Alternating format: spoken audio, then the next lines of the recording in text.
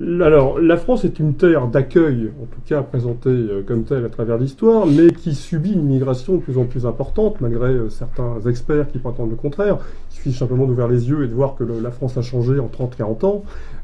Est-ce que cette immigration, pour vous, est un problème, ou est-ce que c'est un effet, quelque part, une cause, ou au contraire, un symptôme, on va dire, quelque chose de plus profond? Bah, c'est les deux. C'est un problème énorme. Je dirais que c'est un problème prioritaire. Et c'est aussi, évidemment, la conséquence d'un certain nombre de mesures, ou d'absence de mesures, en tout cas, d'indécisions politiques passées et encore actuelles. Et alors, de politiques justement soumises à des décisions économiques, puisqu'on croit comprendre qu'en France, certains hauts capitaines d'industrie avaient demandé d'une certaine manière une facilitation d'accueil de populations immigrées, parce que moins cher, peut-être plus malléable. On va essayer de se parler franchement. Nous savons tous que l'immigration est un fléau. Nous savons tous que cette immigration est nocive pour les pays d'émigration, pour l'essentiel, et qu'elle est nocive pour les pays d'immigration. Nous savons tous que l'immigration n'est pas un facteur d'enrichissement économique. Nous savons tous que l'immigration est un facteur de déstabilisation profonde des sociétés. Nous savons tous que l'immigration contribue à instaurer des sociétés de plus en plus tendues, de plus en plus haineuses, de plus en plus violentes. Nous le savons. Je crois qu'on va éviter de faire des débats à la Christophe Barbier ici. D'ailleurs, j'ai pas mon écharpe rouge. On va essayer de se dire les choses clairement. C'est ce que pensent probablement les 2/3 de la population française et peut-être demain 90% de la population française. C'est une évidence. Je ne vais pas passer mon temps à le défendre, à l'expliquer, etc. La question, c'est... Il y a deux choses qui me font un peu réagir dans votre question. Et la première, c'est comment est-ce que c'est possible ? Comment en est-on arrivé là? Comment en est-on arrivé là? Et là, il y a évidemment deux écoles, si je puis dire. Il y a l'école du c'est la faute à pas de chance, ils sont trop nuls, ils n'ont rien compris et ils prennent des décisions stupides. Bon. Et puis il y a la faute à le complot. Vous savez, des gens qui nous veulent du mal et donc qui ont pris des décisions en vue, en quelque sorte, de déstabiliser ce pays ou de le rendre ingouvernable. Il faut vous dire que derrière les aspects idéologiques, le marketing, on va dire, de la société multiculturelle et de l'immigration, société du métissage, patin couffin, l'idéologie Benetton en quelque sorte, derrière ce marketing-là, il y a une réalité, cette réalité elle est politique et géopolitique internationale.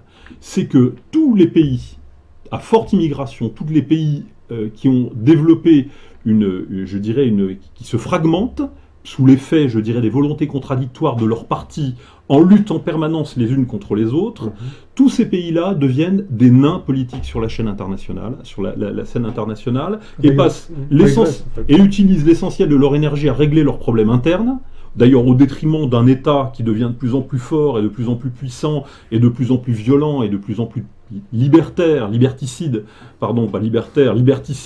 contre sa propre population, puisqu'il faut imposer des normes communes à une population qui n'a pas de normes communes. Qui est obligée à vivre ensemble. Il faut forcer les gens à vivre ensemble, c'est imposer le vivre tous ensemble à des gens qui connaissaient déjà le vivre ensemble. On n'a pas attendu l'immigration pour vivre ensemble.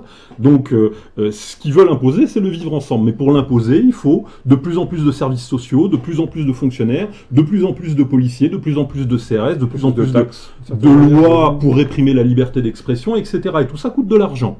Donc on sait que ce système-là est un système qui vise en fait à mettre les États, en quelque sorte, à transformer les États en garde-chiourme de leur propre population.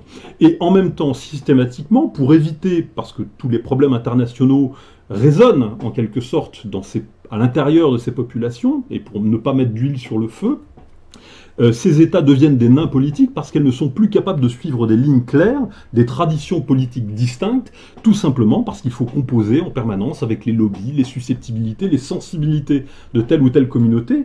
Et donc vous avez totalement stérilisé une diplomatie française qui était gaulienne, non alignée, plutôt pro-arabe, etc. Vous l'avez stérilisée en 30 ans de temps, tout simplement, avec la politique migratoire.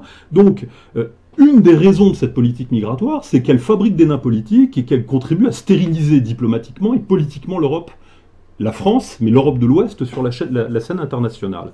L'autre raison, c'est qu'elle contribue aussi à déstabiliser l'économie de ces pays et donc aussi à plomber en quelque sorte leur efficacité économique je dirais, dans la jungle, dans la compétition des pays au niveau international, et donc quel avantage ceux qui ne sont pas abîmés, en quelque sorte, par ces contraintes-là. Et la troisième raison, j'en terminerai par là, c'est un peu long, excusez-moi, mais la troisième raison de la mise en place de ces politiques économiques, c'est effectivement l'incompétence. Il y a des raisons à ça, des raisons que je viens de vous dépeindre. C'est effectivement l'incompétence, mais cette incompétence, il faut la comprendre. Nous sommes dans un système dans lequel, ce qui explique aussi la montée en puissance de la sphère économique, dans lequel les partis politiques, qui sont censés être des écuries à élite, sélectionnent des types politiques, c'est-à-dire pas des types au sens de personnes, mais des typologies, si vous voulez, de personnes, qui sont de plus en plus, je dirais, des rusés, carriériste. Et ça fait 30 ans que ça dure. Donc, tout le système politique français, le système politique allemand résiste beaucoup mieux à ça, mais tout le système politique français est constitué, en quelque sorte, d'une sorte de processus de contre-sélectif, en quelque sorte, en matière de fabrication d'élites politiques. Et donc, aujourd'hui, on a, je dirais, à la tête de ces écuries qui ne font pas leur boulot depuis 30 ans, des gens qui sont parfaitement à leur image, avec notre président de la République, François Hollande, qui est une personne qui n'aurait peut-être même pas eu accès à un strapontin de sous-secrétaire de préfecture sous De Gaulle, et qui se retrouve être aujourd'hui président de la République, et qui aligne la France sur les décisions qui sont les plus totalement contraires à ses intérêts. Mais c'est une